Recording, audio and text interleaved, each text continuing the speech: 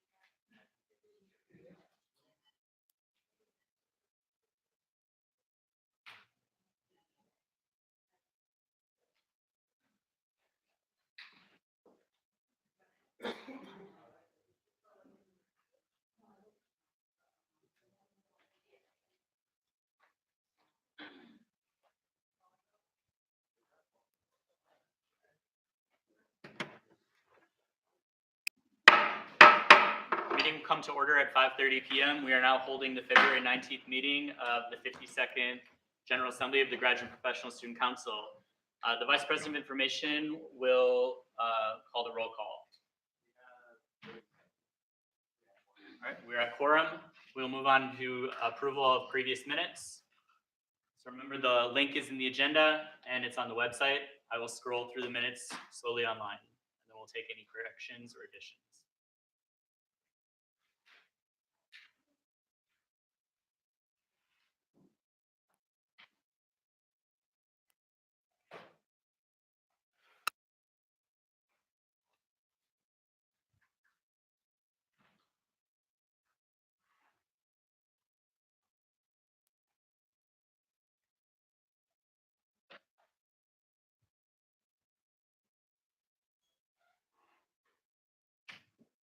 Right. Are there any additions or corrections to the minutes? Is there a motion to approve? Okay, and a second? Ag leadership seconds. All those in favor of approving the minutes signify by saying aye. Aye. All those opposed? All right, the minutes are approved. We'll move into special orders and presentations. We're going to have an IRB presentation about the new process that we'll be moving through. So Dr. Douglas is here to talk to us about the new procedures that we'll use.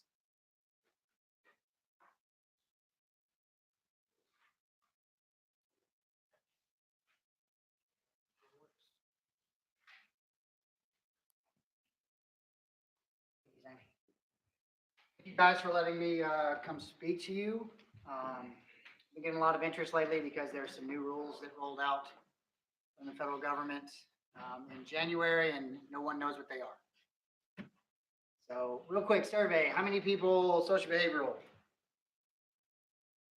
Okay, wet lab.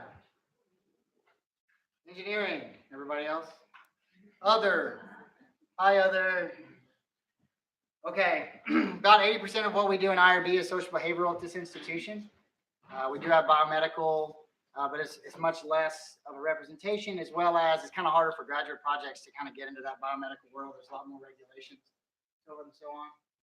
So what I'm going to talk to you about today is a little bit just about our process, because we like to educate, and then we're going to talk about the new changes and really kind of how they affect you. So this is an overview of all the different CFR stands for Code of Federal Regulations. This is real excited reading, okay? Like straight off science, right off nature, genetics, good stuff. This is where all the laws get coded into regulations. So these are ones that affect human studies research. CFR 46 is pretty much, that's our rules for the most part, especially covers all social behavioral. So this is where it's outlined. We have HIPAA, that is if you're doing medical record research or doing research in a medical environment. Conflicts of interest, FDA, everybody kind of knows where those are. FERPA is student records, and PPRA is kind of an amendment to FERPA for student records, or if you're doing research with children in public schools. So it's not higher education, but high school and down. And at the end of the day, PPRA says if you're doing something to a student that the school has to tell the parent that they're doing. All right, they don't necessarily have to get signed consent or anything like that. But if you're going in and you're going to give a survey to a student and ask them anything, the parent has to be notified and they're allowed to say no for their kids. So, and then there's other things. We get down to funding agency rules. So if you're on a funded grant, some of those agencies have specific rules, especially like Department of Justice, if you're doing prisoner research, Department of Energy, Department of Education, so on and so on. And then we get to the local TAMU SAPs, Standard Operating Procedures, Standard Administrative Procedures. So those are rules that are here. So the federal guidelines are actually a baseline. You can go up from there. And then we get down to how we actually do stuff in the IRB. So look how far down I am on this list. So before we get upset with the HRPP or IRB office, remember there's a lot going on. Okay, we got to keep all this straight while we're looking at whatever project comes across our desk for an operation. So these are things we take into account during review. So that's why it takes some time. So when is IRB required? When you're conducting research as defined by the federal regulations. That's very important. We'll get to that in a minute. And you're talking to a human. They got to be alive. We don't necessarily care about dead people. Okay, cadaver research, there is no IRB oversight. That means you need to come to an IRB and get a review. So what is research? It's defined in federal regulations really with two different things. First is a systematic investigation and with the intent to produce generalizable knowledge. Now, what does that mean? That is a good question, right? There's some gray area in this, and we have some of it's up to interpretation. The longer you're in the business that I'm in, the better you get at it. And it's also hard sometimes to explain to someone why you think it's generalizable or systematic or not. I will tell you this, if you call the IRB office and you explain your procedure and they say it's not human subject research, do not say, oh, I'm conducting research. Don't argue with them. That means you don't have to have an application and you don't have to have a submission. You can just go and do whatever you want to do, okay? So don't argue with them whether it's research or not. We have a very specific definition. So a systematic investigation involves a predetermined system, method, or plan, testing a specific hypothesis or developing a theory. Generalizable, we generally say, are you going to publish something? Because that's the easiest way to kind of get your guys to wrap your brain around it. That's not always 100% required for generalizable. Or if you're publishing, that doesn't mean it's generalizable. You can make a scientific argument that if you go interview 10 people in this room, this is a very small sample size on the world. And if we're going to try to generalize that to every graduate program or GSC in the country, that might be a little bit hard to do, right? You can really only make comments about GSC at Texas A&M and the group here. So we kind of have to make these decisions, but collected together to draw general conclusions or generalized outcomes beyond a specific group. What is a human subject? A living individual. About whom an investigator conducting research obtains data through an intervention or interaction or identifiable private information. So identifiable private information. If you're doing secondary research where it's just a big data set and you have no way to identify that person, and a lot of times that's not human subject research. Okay? Now you guys don't get to make that call. So we'll get to that in just a little bit, but that's kind of how these things work. Intervention, interaction, those seem like pretty straightforward words, right? But when you start looking at all kinds of different types of research, sometimes we have to try to make those decisions. In general, sorry, that was a bad color choice. Intervention, using either physical or psychological procedures, manipulations of the subject or their environment. An interaction is like giving a survey, where you're not trying to manipulate, where you have a pre and then some kind of intervention in the middle, and then you're trying to see if it changed something at the end, right? And then private information is observing or recording behavior that is considered private. Is Twitter private? No, you put it on Twitter, it goes on the news tomorrow, right? Everybody knows that. What about Facebook? You log into Facebook, right? You can make it only you. If you're on an open group in Facebook, right? A public group in Facebook, That's probably not private because you don't have the expectation. You're going to go on. You know that if you put something on that feed, you're going to get, everybody's going to see it, right? But what you comment in a single message to a friend, what about that? That's private, right? Because you're logged in. You're both out behind the. What about Snapchat? That sounds like a personal discussion. What about Snapchat? Is Snapchat anonymous? Do y'all use Snapchat? We're kids, dude. Are y'all kids? Am I too? I'm probably too old to understand what kids are nowadays. Snapchat's really not anonymous because, case in point, there was somebody did a bomb threat on this campus, I believe, on Snapchat a couple of years ago, and over Snapchat, it's supposed to disappear. Somebody told the police, who then called Snapchat, and they told them to figure out who the guy was, right? Because you still have some, so it's not as anonymous as you think about it. So one thing we always tell people is anything that you do, not anonymous. Okay, just keep that in mind whenever you're. So here's some examples of interventions, and I'm not going to go into too much detail on these, but testing biomedical or behavioral processes, new or revised educational and instructional methods. We get a lot of that out of the College of Education.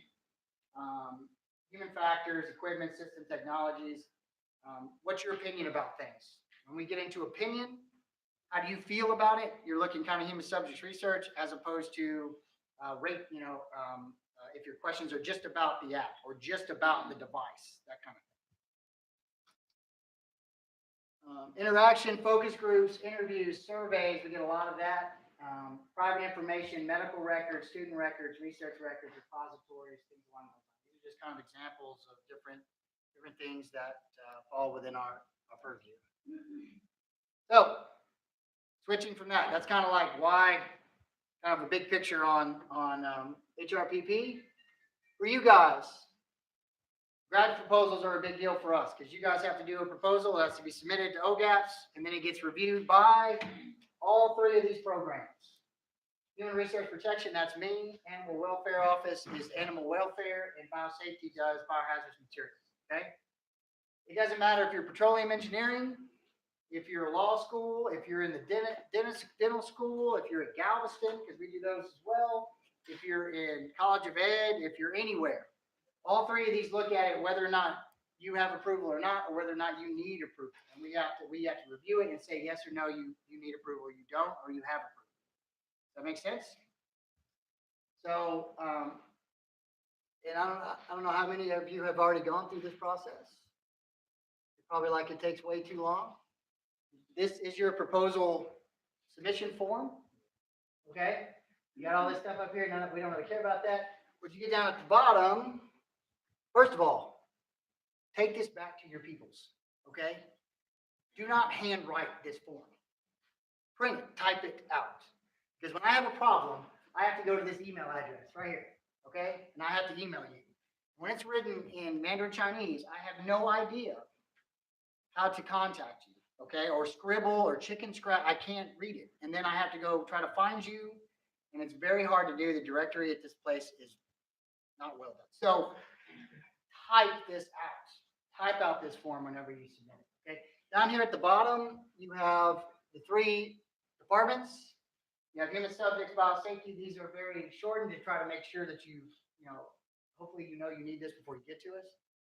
If you need a human subject, you would click yes for human subjects or tissues or whatever information that applies. If you have an IRB permit or protocol number, you need to put it down here.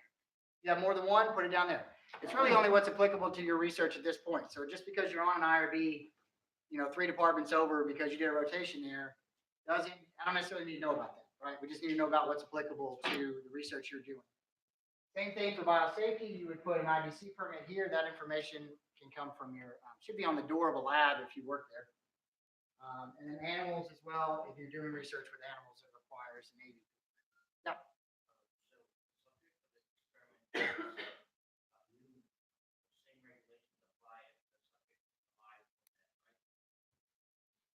We do not regulate dead people, only live people. So cadet.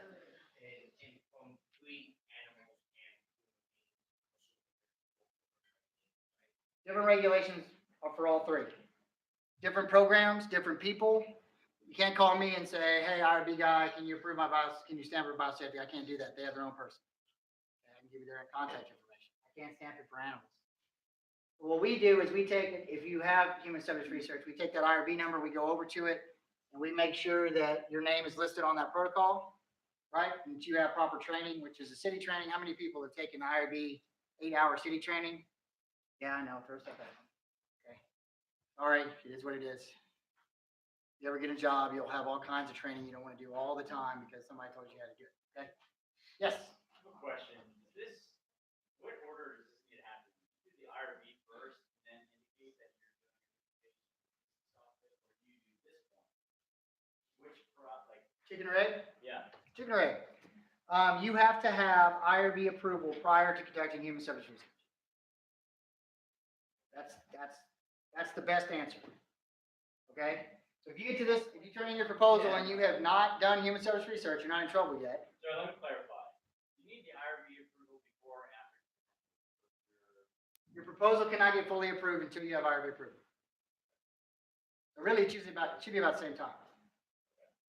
But it goes a lot faster for you in getting your proposal approved if you have IRB already in place. Okay? So, or biosafety or an AUP for animals enlisted.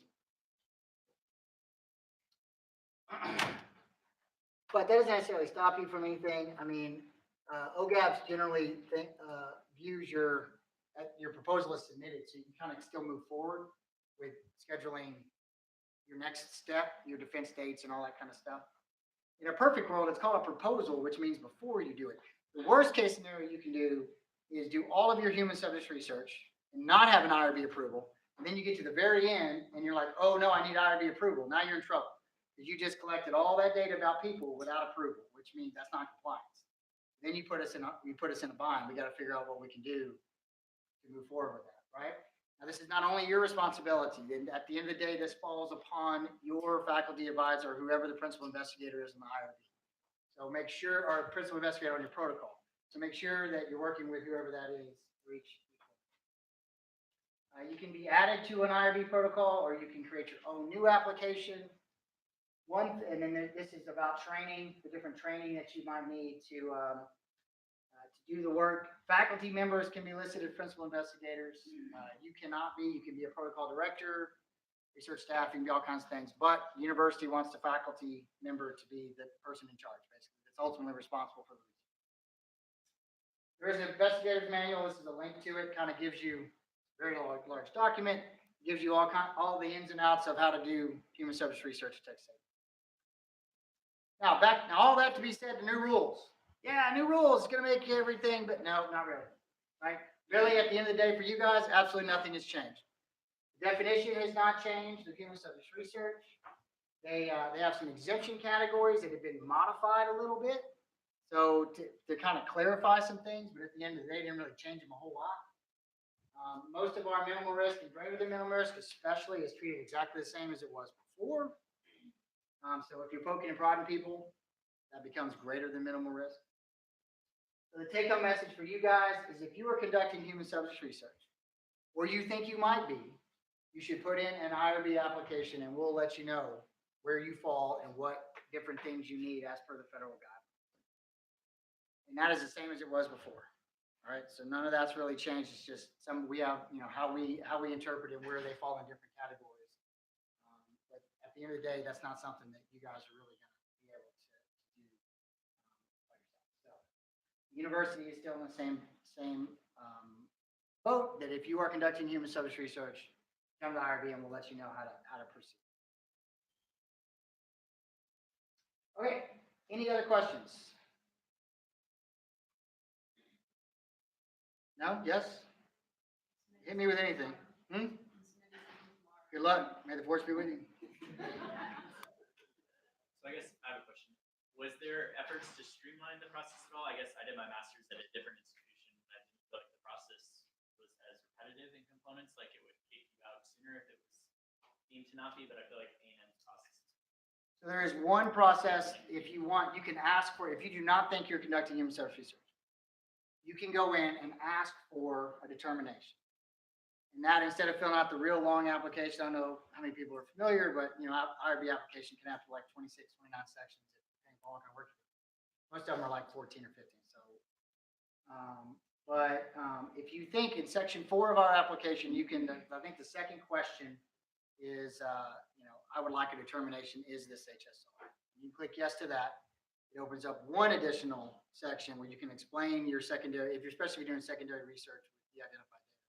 You can explain that, and we can come back with an official determination. Right? It's not human centered research. So that's one shorter mechanism. Without completing the rest of it. Without completing the whole application. The problem is, even to make an exempt determination, you need all the pieces. You need all the pieces to be able to make those calls.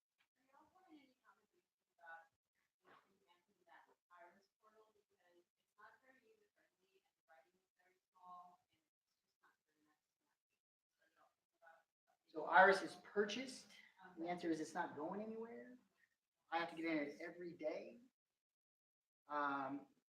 No. Our control from our office is really our application. So we do try to update that on some schedules.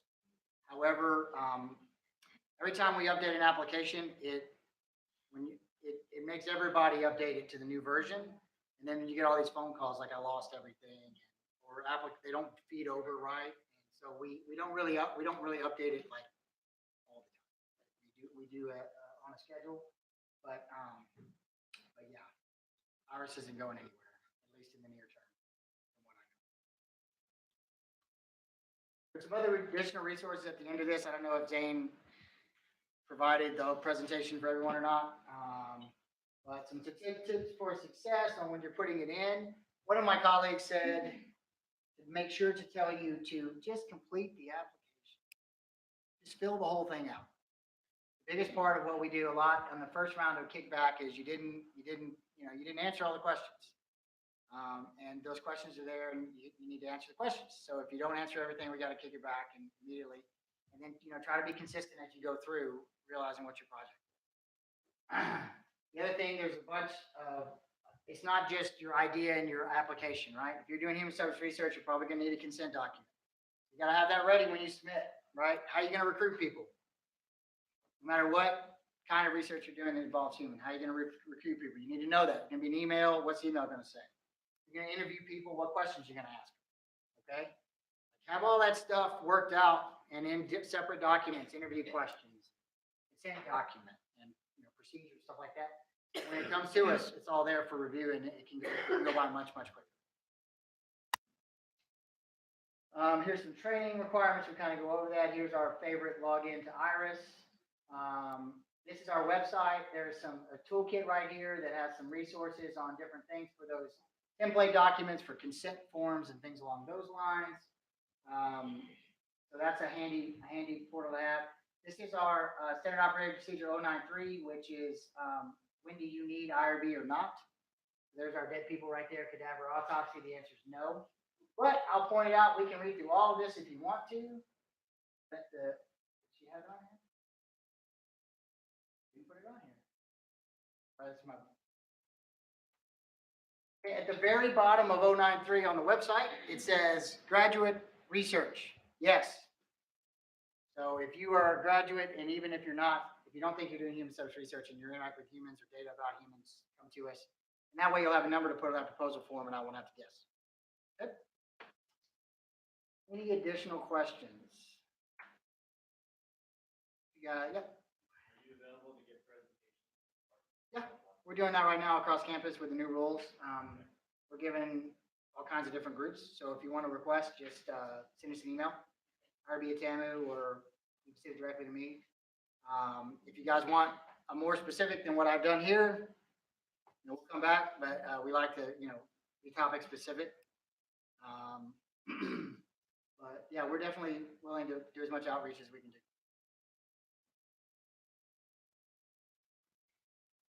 All right, thank you guys. Good luck.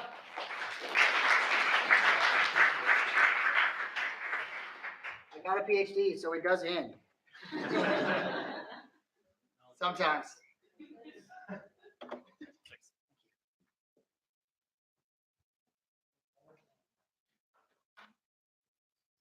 All right, so please disseminate this information to your local graduate departments.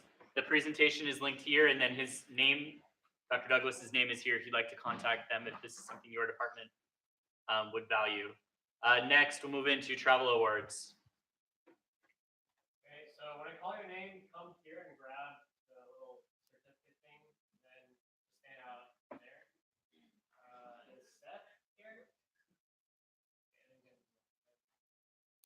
Is Ding Zhang here?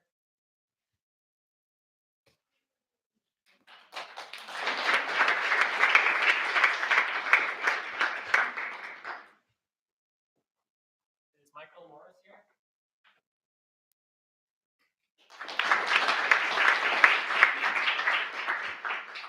Caitlin Holder?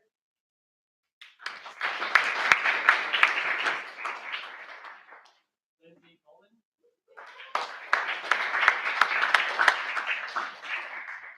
And Nicole Ashram Schmidt?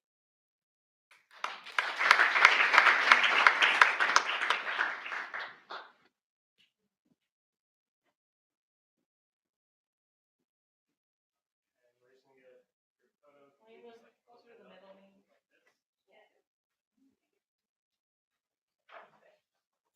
In there, Wolf's chair. Ready? 1, 2, 3. Thank you.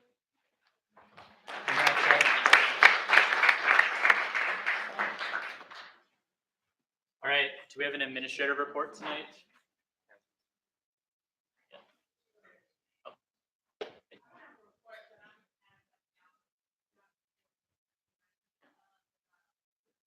Y'all need to holler at her. She's a good time. She's a lot of fun to talk to. President report, Perna, or advisor, my bad. No report, president. All right, this one might go on for a bit. Bear with me. I know I said that last week too, but I think we can get a bit longer as we go. So the first thing I wanted to talk to you guys about was. Right, we passed a resolution on commencement last time, and I think we said we were okay with having master's and doctoral students sort of graduate together, but there's sort of been a few challenges, and administration have really moved very quickly to address this issue. So I need some further feedback from you guys, particularly, I put up 2 different scenarios there. I want to know which one's more preferable for you guys. So the first one is having the undergraduate and master's commencement together and having the PhD separate from that. Or would you guys rather have an undergraduate, master's, and doctoral commencement separate? So 3 different ones. Just quick show of hands, how many would prefer the first one? So you guys would graduate with undergrad as a master's, if you're a master's student. Yes. You guys are fine with that? Okay. And then how many of you would prefer the second, where you have all 3 separate? Okay. Awesome. I guess, would you guys be okay with the second one as well?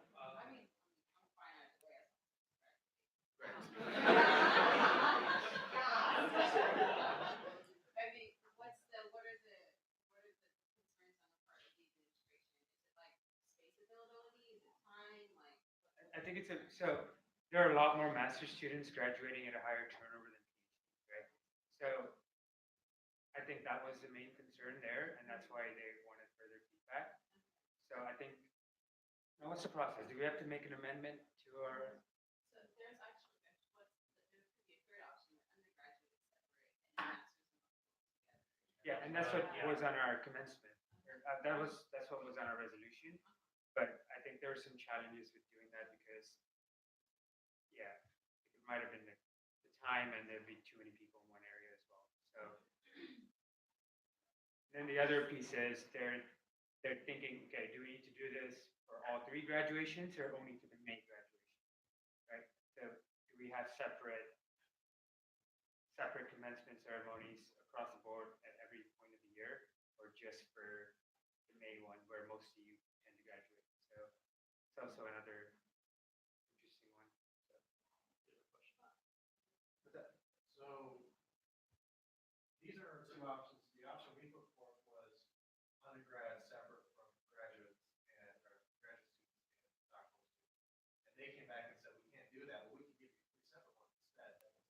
Well, I mean, I don't think, so it was, they're just wanting our input. I don't think they said, they're still trying to decide which way to go.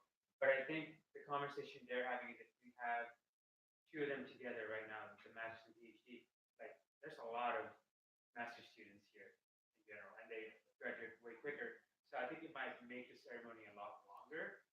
And then one of the concerns I had is if you had 3 ceremonies, I feel like my advisor's not gonna come to the master's meeting. So, yeah, I will see him there. All right, but some people are not okay with that. So I'm not sure what the reasoning is, but I can find out and report back to you guys. I guess my question is the implication here that the combined master's and doctoral students, if they were together, would actually be longer than it currently is. Because right now it's all the engineering is done in one day, right? Like in one session you're done. So I see, so it would end up actually being, we would potentially give ourselves Right. a longer ceremony than we have. That can't be possible. That's not possible. I'm guessing here. I don't know the exact answer, but I will find out. I saw 2 more hands. Right. I think you might have just mentioned this. Think with the master's and the undergraduate, how it is now, isn't that more time than you put the master's to doctoral? But then you So don't aren't have- as many doctoral as the undergraduate?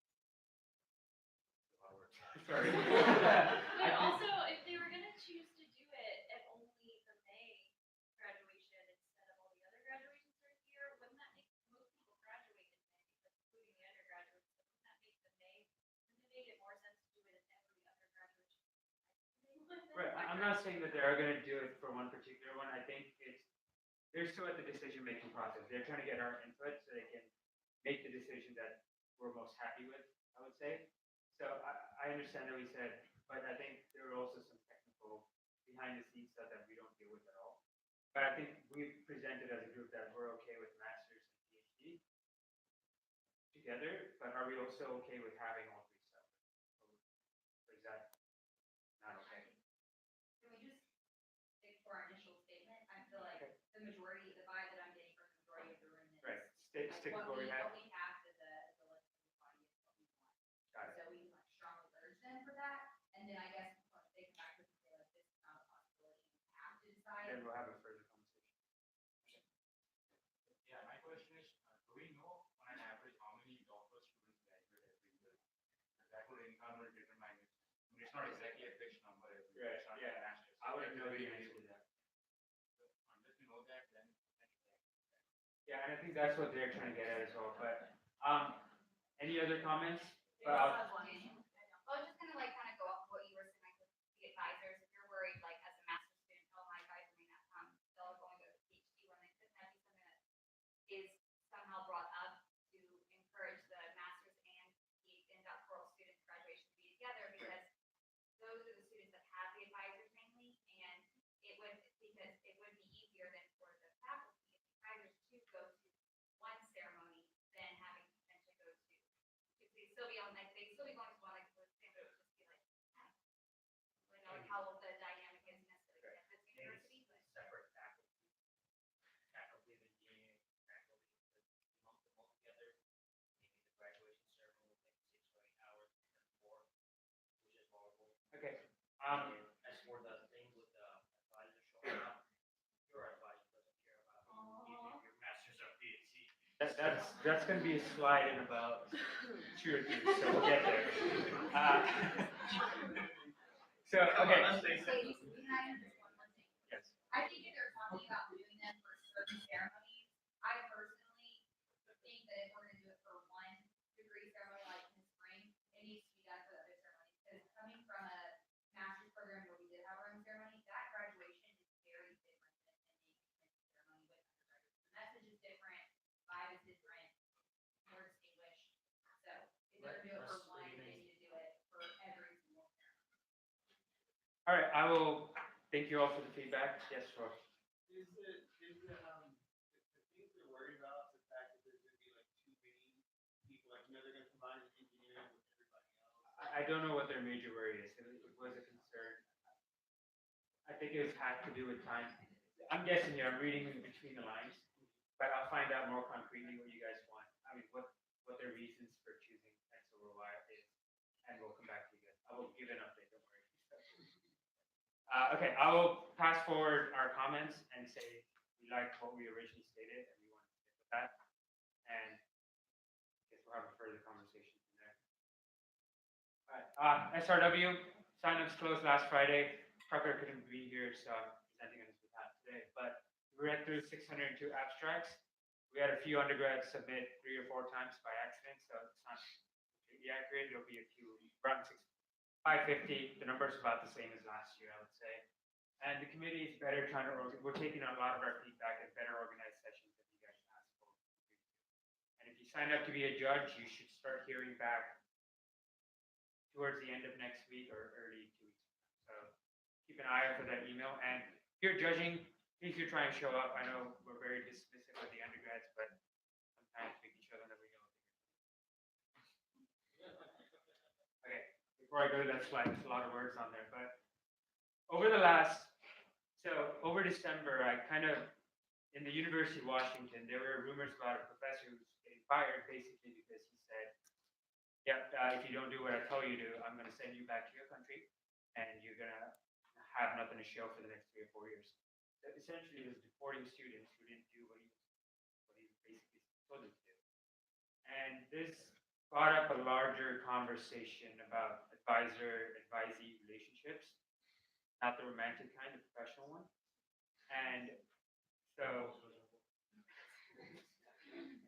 I want to preface this conversation by saying, I understand that there are a lot of professors who treat their students with respect, give them their individual freedom, and don't combine the work life and personal life aspect of it.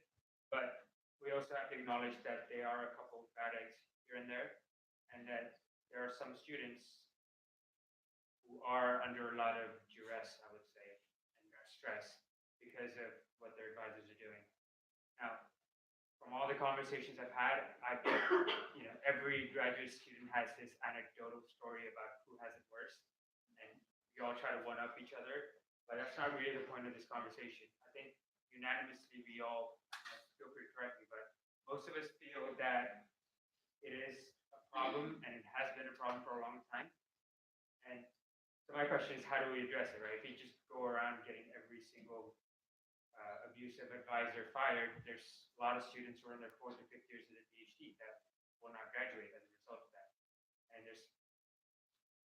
And I'm kind of at a crossroads where I kind of don't know what to do ethically, but I think moving forward, this is the best almost solution I could find. And I think as a group, I'd like to start ad hoc committee for advisor-advisee professional relationship, what they would constitute, etc. And I'll take questions afterwards. So the purpose of this committee, and I'll present it next time, will be an official motion. We'll have a lot more discussion about it then, but offer recommendations to mitigate advisor-advisee conflicts, how to establish and maintain professional relationships. For example, I was collecting data somewhere, and for my own personal project, and I counted 3 sleeping bags and an air mattress in the lab. To me, that indicates that students are sleeping in there. Now, if you're okay with doing that, feel free. If you want to be a rock star and work 120 hours a week, more power to you.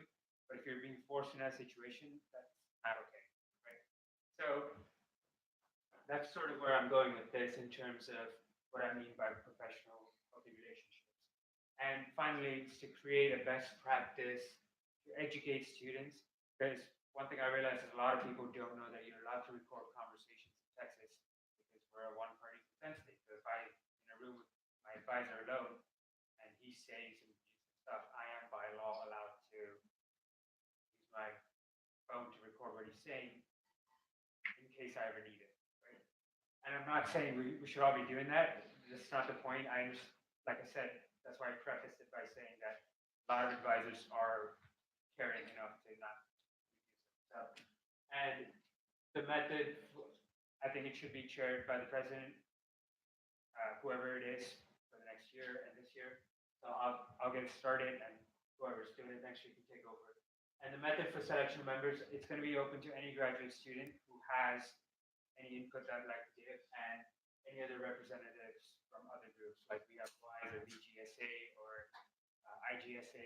They might have specific issues that they're facing culturally that we could address as well.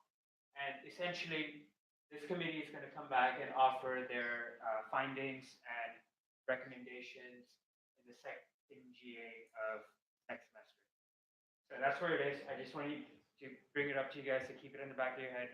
My goal here is education, not to get people in trouble or fired. But in some cases, that might be necessary. But we also have to keep that in mind. But anyway, I'm going off topic here. I had a few concerns and questions anyway. So I'm going to start with empathy. I think we should consult with the national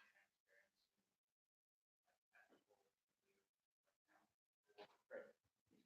I know students that they get threat by their advisors, like I will stop paying you, I will withdraw your funds, etc. Which is extremely stressful. Just like you said, I don't want to start bad students in A&M that are unbelievable.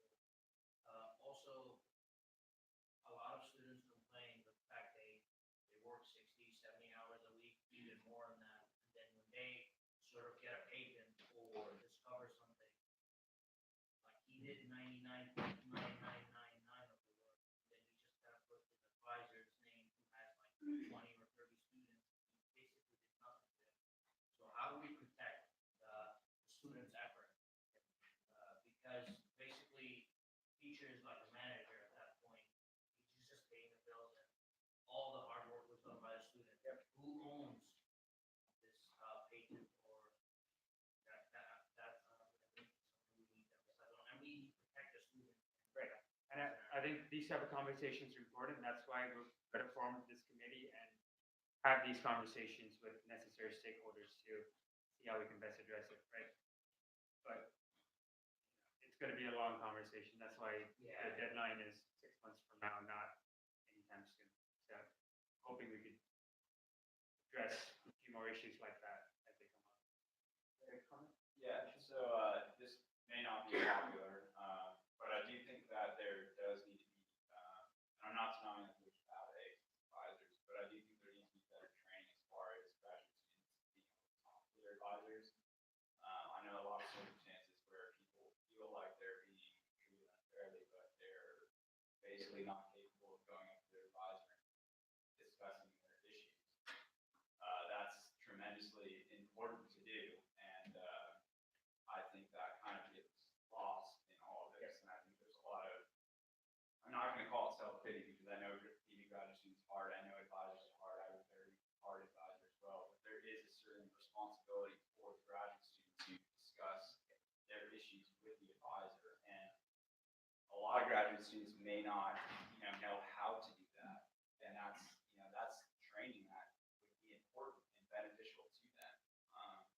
So I want to mention that. And that's why the focus on this is mostly education, right? Teach incoming students at the very least that these are your rights and these are some best practices of how you should approach meetings with your advisor or action items after you're done to make sure that you're going down the right path so they don't tell you 6 months down the line that you get to move on. So I agree with you 100%.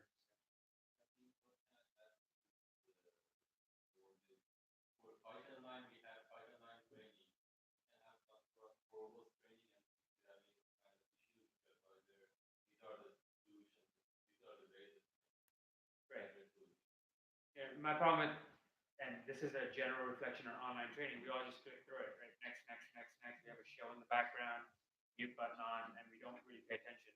That's also part of it. So I understand, I know where you're coming from, I agree. But repetition is the key. You're repeating those Python 9. Okay, so we need to move on. If you are passionate about this topic, please reach out to Perna. All right, anyway, I'll be around. You know where to find me.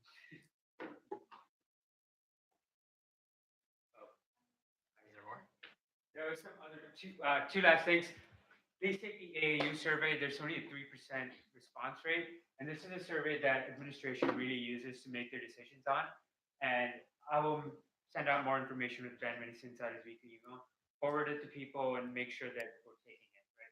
It's important as they use this as a benchmark to see what's going on. You only have 3% of students participating in it. It's not a very reflective sample. Okay, next officer elections will be March 1st. If you know people or if anyone in this room is interested, please apply. Right now, we have no one who's applied, and I know that we're all under deadlines. We wait till the last minute. But if we don't have a leadership team for the graduate student government next year, it might be a rough year advocating for our interests. So please encourage people to apply. If you're not planning to do it, find someone else who will. Encourage them. Also, if you are planning to apply, before the deadline of March 1st, so Also, all of the officers are here tonight, and if you have any interest in any of the positions, talk to anyone you're interested in. So we'll have like a little Q&A after the meeting. If you want to talk to someone about their position, please reach out. VPI. So delegate continuity, likewise with officers and with delegates, try to find your replacement this year. If you know who your replacement is, if you should start bringing them here, have them register on the website. And another thing is that a lot of delegates have, well, several delegates have been leaving early. It's part of your duty as a delegate to attend the full General Assembly meeting, including this part, beginning, committee meetings, and after committee meetings. So make sure that you stay the whole time. If you're unable to attend part of it, you need to email myself and your committee chair. If you don't have a committee chair, talk to Chandler right at the beginning of the meeting today. Yeah. If we're just gonna miss like one, and we know it's coming up, does the person that's coming to sit in for our organization have to register, or can they just kind of be here? You can have up to 3 delegates, so ideally. Just make them delegates, Should be and then just registered. worry about, yeah. Good question. All right, so I have 3 things. The first thing is the external committee calendar. So last semester, we talked about having a calendar that showed all of the external committees that we sit on across campus. We've finally been able to get that up and running. So it's in the General Assembly folder under our General Assembly, the meetings and all that stuff. But it's in there. Go find it. And it's like here. Yeah, it is embedded in there. So basically, that's just a calendar that shows all the external committees that sit on across campus. You know which committee meeting when, and just so we can have just a bit of transparency, know what's going on. And at the same breath, external committee reports. Those of you all who sit on external committees, just another reminder that once your committee meets, we'll expect you to submit that external committee report in the folder. And that's also embedded in the agenda as well. You click on that, take you right to where the report is. There's a template there you can download, so just make sure you're doing that. And then the final thing is the internal committee structure. We went over this last GA, but since I'm a nice man, I want to go ahead and review this again, just so everybody knows exactly what's going on. So if you are on the any of those committees that are highlighted right now, you're now in the advocacy committee, and then if you're in research or awards, you're now in a research committee, and then if you're in marketing, communication, recruiting, or program and service, you're now in the community. And for these committee meetings, we'll have different spots where we can meet at. Right now, we have room 136 down the hallway. So I'm not sure which. They can seat, I think, 14 people. I'm guessing either research, let's say the research committee can meet in room 136. So just follow Danielle here down to the room. Just let me know how that goes. Then, yeah, and if you don't have a committee or you're lost with the process, lost in the sauce, just come talk to me before the committee. The other 2, I know the advocacy committee met here last time. That might be the best spot for it, but if you could do either side just to break up the conversation, probably work. That's all I got. Jess? We're still working on these resolutions. We have some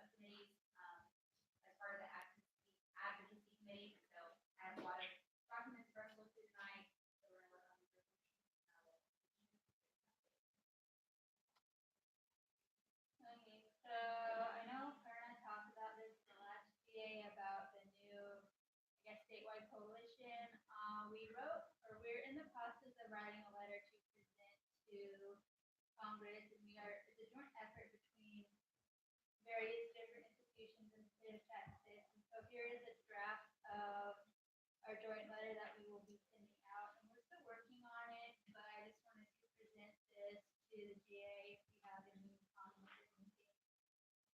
And if not, that's okay too.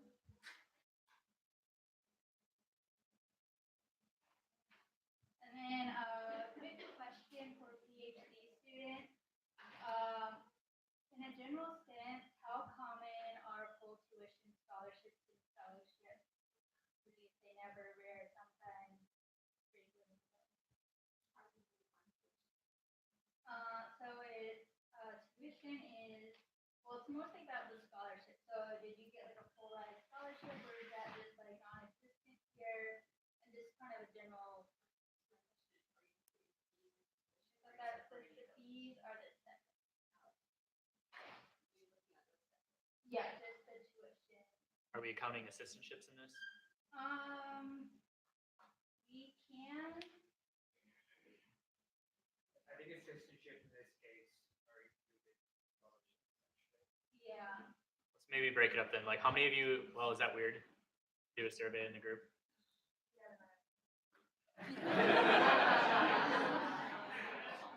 Maybe let's do just this first question. How many of you are here on a scholarship, a fellowship, or an assistantship that's covering your tuition? Not talking fees, your tuition. Yeah, I'm all weird. Just for PhD? Yeah, it's just for Oh, PhD. so just doctoral students. Okay, and then sorry, this is weird, but is there anyone who is not? And then for the second question, I think that this is slightly skewed. Sure. Because if you are a doctoral student who is not under one of those categories, it is very unlikely that you are active in the department or unlikely to be in a situation like this. So the data is very I think OGAPS could probably tell us the percentage of students that This is are. part of the planning survey. Tasman, you had something? okay, thank you. This is really informal. Does OGAPS have any data on fees that are covered? I know we've gone back and forth on that in our meetings.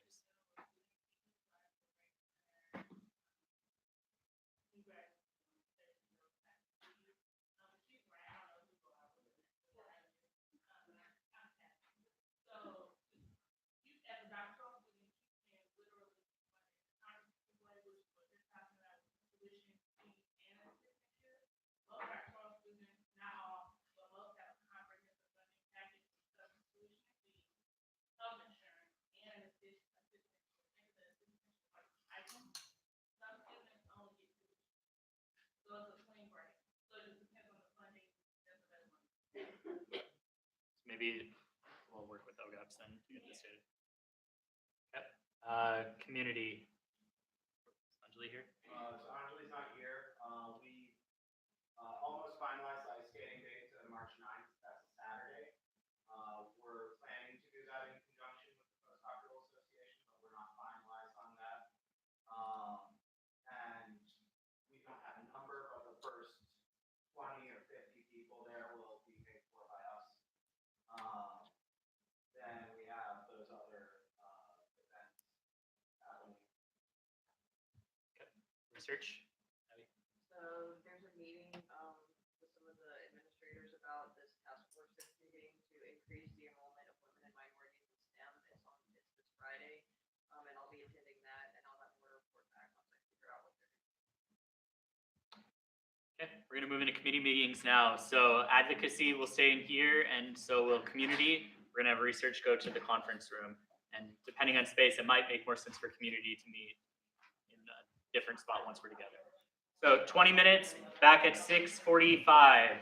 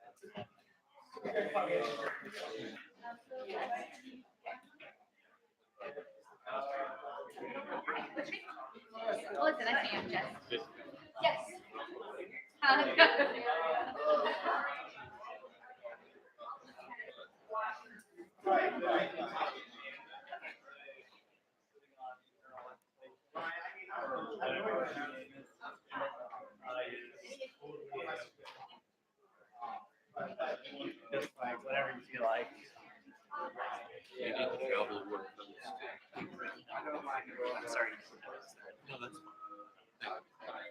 It's impressive the amount of people as a first time. And I appreciate it.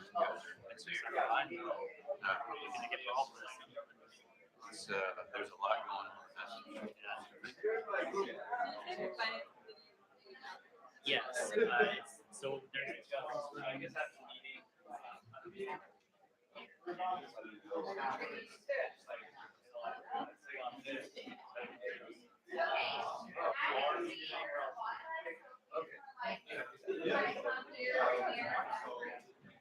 Where's the community group at? You're still with it. Are you guys community?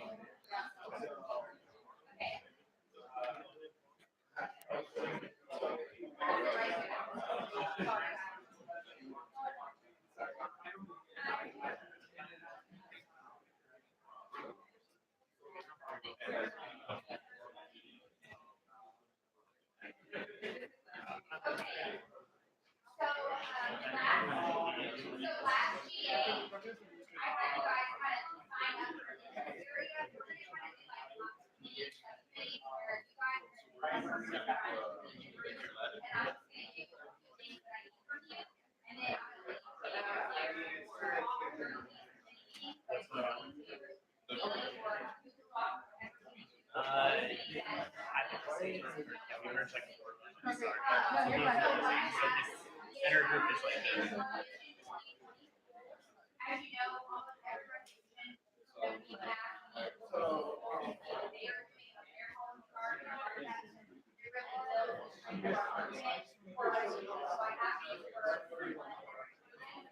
If you are on visual,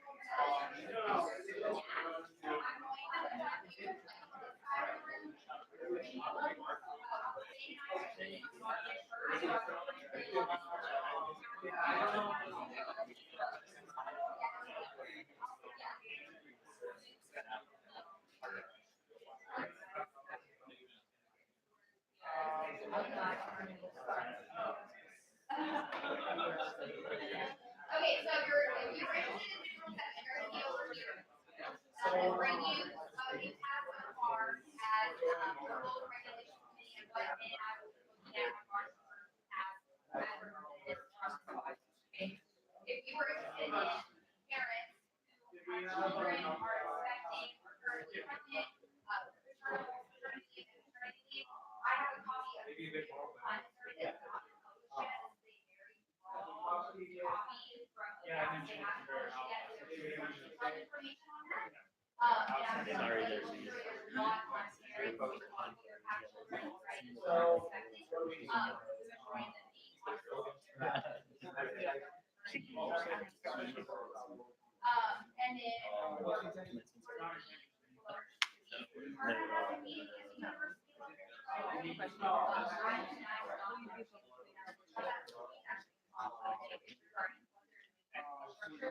No, like I started to this last. For a while, was where I would have created a Karen answer to for weeks. So that struggle was right. And all kept going. It's like one of those things. We got to do something. And that's okay. I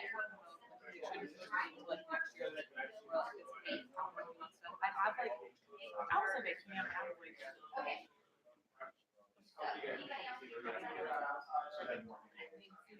It'll be about 30 minutes. Maybe half an hour.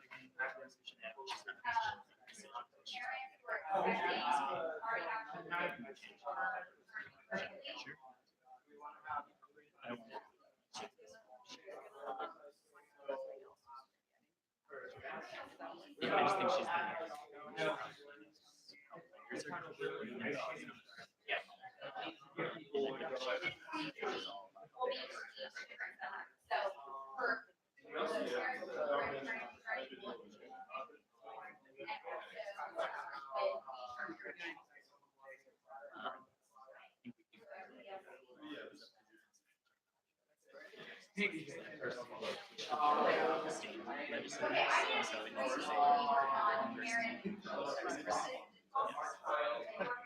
she's March 2 weeks, right? March 2nd.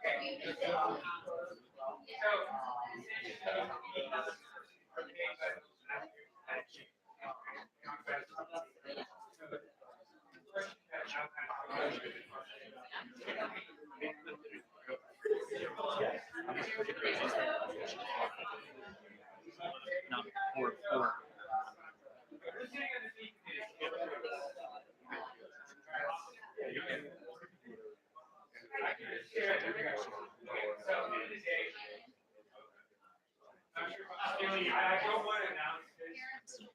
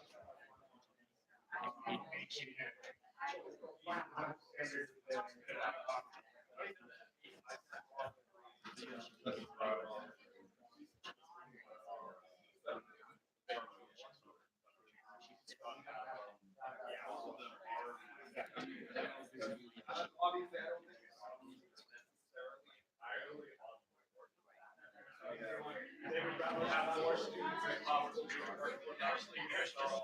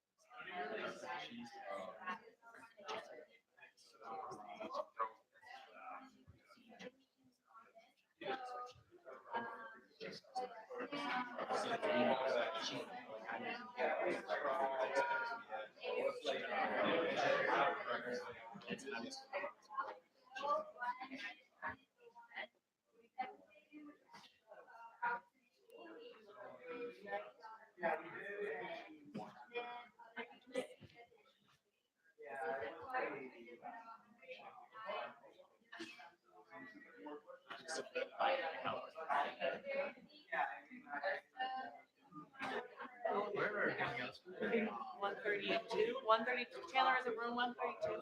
132 is the room number? 136. How you doing? Good?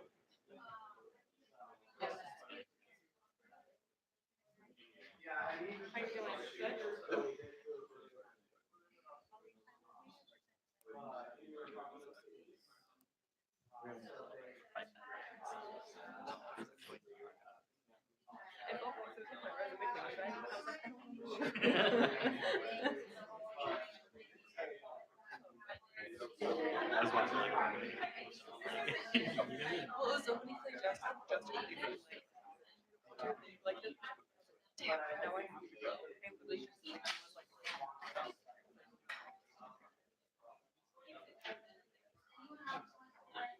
how you feeling about the like calendar and all that? Wanted to make sure. Yeah. I always look at Justin, we always laugh whenever. Really? Yes, whatever. Just like the stuff he's saying.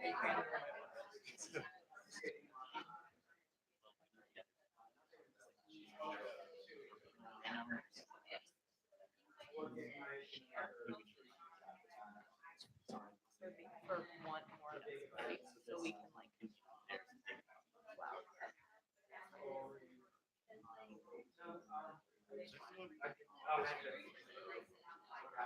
This one right here.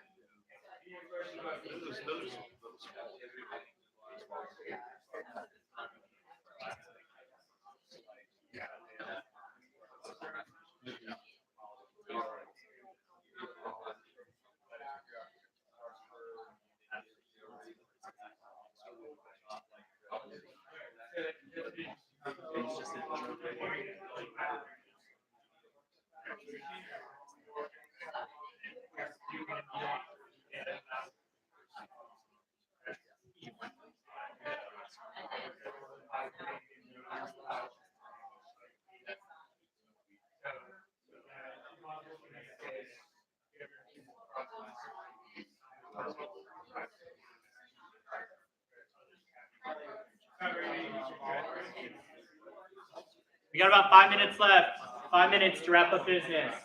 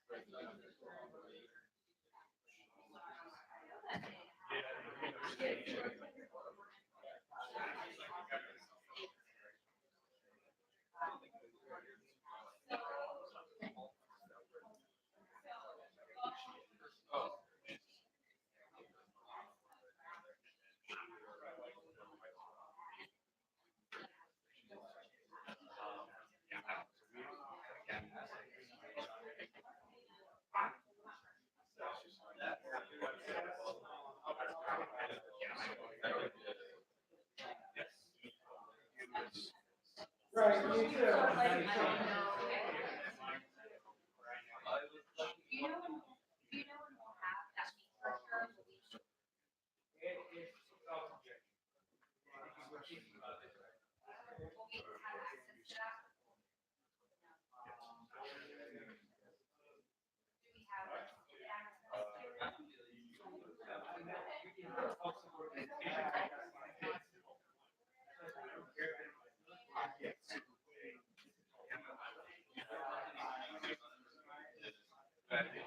No, I mean, all.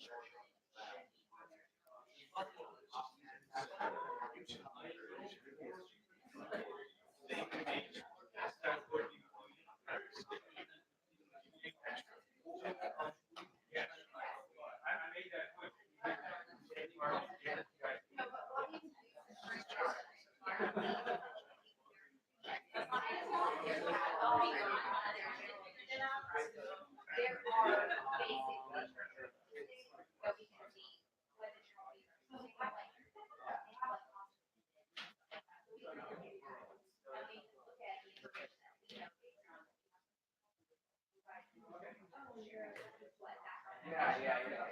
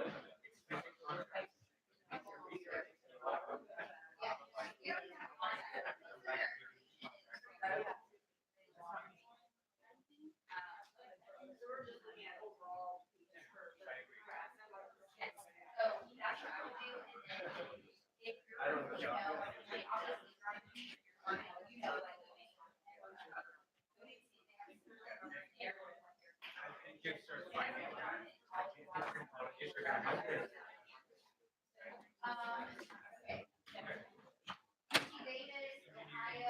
Okay, let's take our seats. We're gonna resume the meeting. They're coming.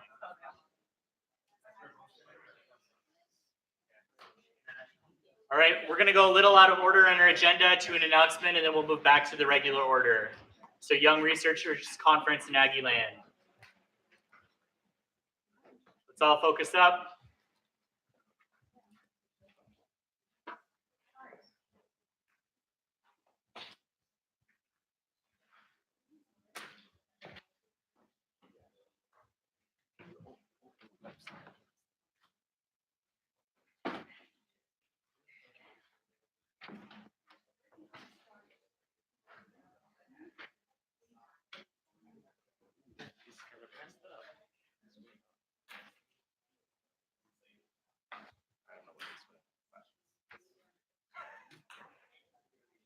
It was fine.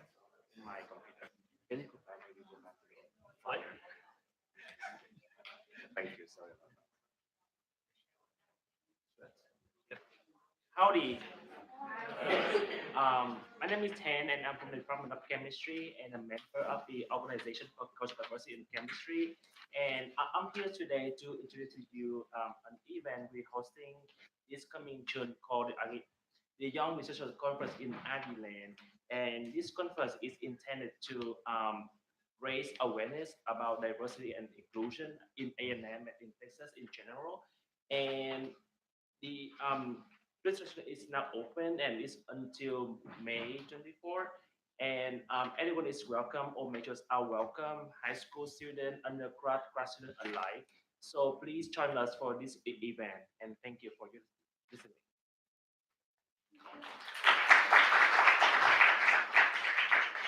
Okay, there's info on that event in the agenda under announcements. Okay, unfinished business, resolution 5204 was student rule 7. We did not move forward last meeting on that because it's in rules and regs committee. We've linked an updated version of where those changes are at, so you can read some of the comments and things that we worked on based on that emergency meeting that we had. So some of our concerns about feasible have been changed to possible. That was the word the committee came up with. And you can see the notes about how we've debated and acted upon those topics. We haven't got all the way through it. It's gotten about halfway or a third of the way through. So at the next rules and regs meeting, we'll take it up. But ultimately, we're addressing the concerns that we had in that emergency meeting. I don't know that we need to pass an official resolution at this time because we're not finished all the way through it. Does this group feel any different than that? Okay. Then it was we'll just label this as an update in our agenda then instead of a resolution. Okay, new business, exploring an organizational name update and a legislative structure for our body. Providing a brief update, and then Ben can give previous notice for it. We're looking at updating the name of our organization. It changed like 2 years ago when we recognized, it used to be called Graduate Student Council. We added in professional because we have professional students as well, like dentistry, medicine, all that. The issue that we commonly run into, especially Perna and I, when we're in meetings, is that people think that the student council is an elective organization, like it's a club on campus. And so oftentimes I end up saying that I'm the vice president of graduate student government. And if we look at what our undergraduate group is called, they're GS or SGA, and they call themselves a Senate. And so it's the student body president, and they have a Senate within it. We have our assembly, and then faculty is the same way. We have the faculty speaker, and then there's the faculty senate.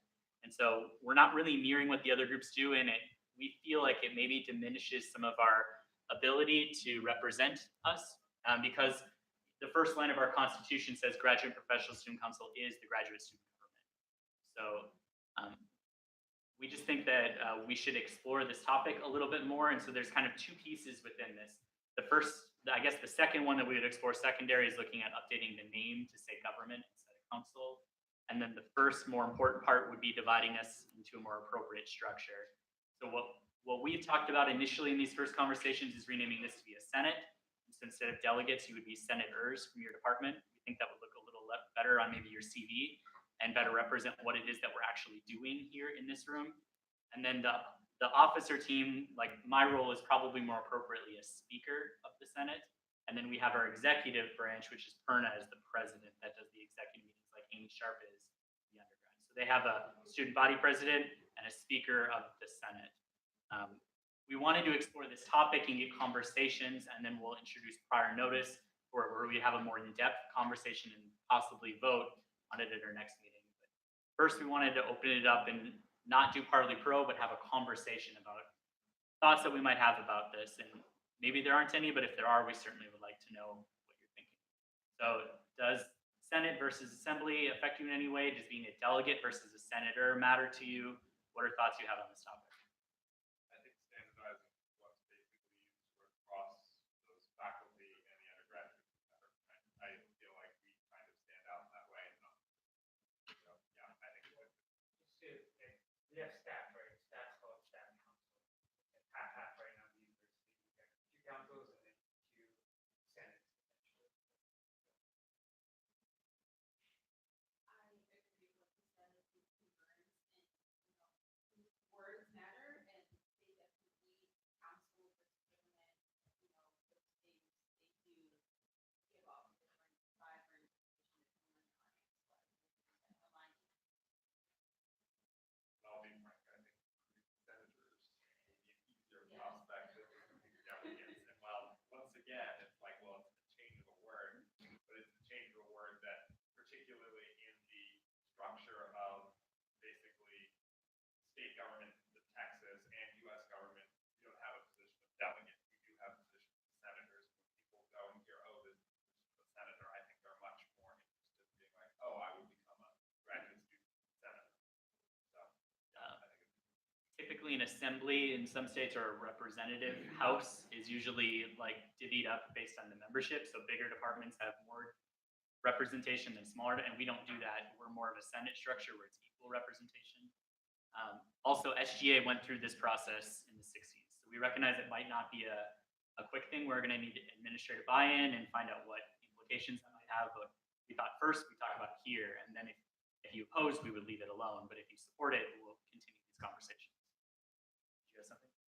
International students living in the United States, that would be this words matter. Communication part of the executive council, but to move to that kind of structure, we nominate one of these graduate student senators to be our speaker. Yeah, and we've talked about that too, because right now only the president is required to be a senator from the piece, which doesn't really make sense. And in real life, like a committee chairman is a senator of that group. So those are certainly topics we would need to explore moving into this, what that would look like. I guess it'd be as simple as probably stating that any person running for office needs to become a senator and elected by their department. The issue we have is every department handles it differently. Some departments elect their delegates, and some you show up and you're the person because there isn't a strong local group. So I think we would prefer that you're elected because you are representing that entity, not the other way around. Other thoughts, questions?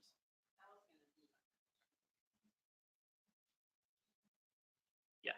But the current abbreviation on the At GPSC versus GPSG. We recognize there'd be some fiscal things. We'd have to update materials. We have appropriations in our budget where we could handle that, and we know there'd be some heartache of changing our name. But like the gentleman speaking us today, Dr. Douglas, he called us by our old name from 4 or 5 years ago. So those things take time. We still have up to 3 per department, or would you put 1 or 2 per department? How would we handle that? So- We debated between 2 and 3. I don't think we would restrict it to 1 ever. This is also a separate issue that's going to be dealt with when we do our annual revision of the Constitution, which the graduate student body approves. Yeah. I do think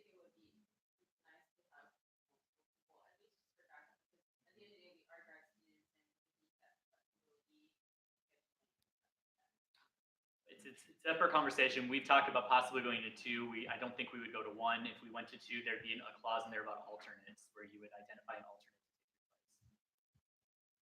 You mean that separate conversation is going to occur regardless if the name change with another delegate?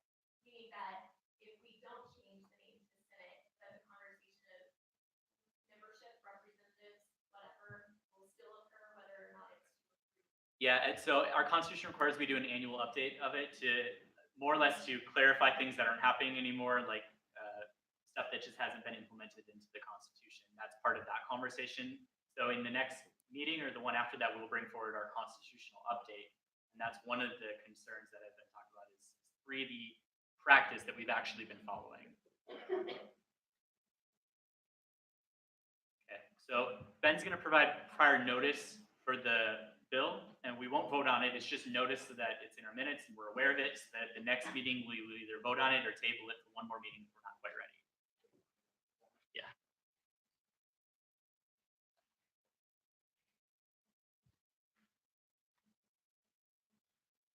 So it's approval of organizational name, update, and legislative structure introduced by myself and Zane, and sponsored by the rest of the executive committee. Whereas the governing organizations for both faculty senate and undergraduate students through Student Government Association, SGA Student Senate, at Texas A&M University are known as a Senate. Faculty Senate is led by the faculty speaker, while SGA is led by the undergraduate student body president and the undergraduate student senate speaker. Whereas in 1947, SGA changed its name from Student Council to Student Government, dividing the organization into branches, including a Senate. Let it be resolved to align with other governing bodies of the Texas A&M University, the Constitution and bylaws of the GPSC will be amended to strike all instances of graduate and professional student council and insert graduate and professional student government. And resolved, strike all instances of GPSC and insert GPSG. And resolved, reorganize Article 4 membership to establish an executive and a legislative branch. And resolved, strike all instances of General Assembly or Assembly and insert Senate. And resolved, strike all instances of delegate and insert senator. And resolved, insert student body in front of all instances of president when not referring to the vice president. And resolved, insert speaker and in front of all instances of executive vice president, and a copy be delivered to the appropriate.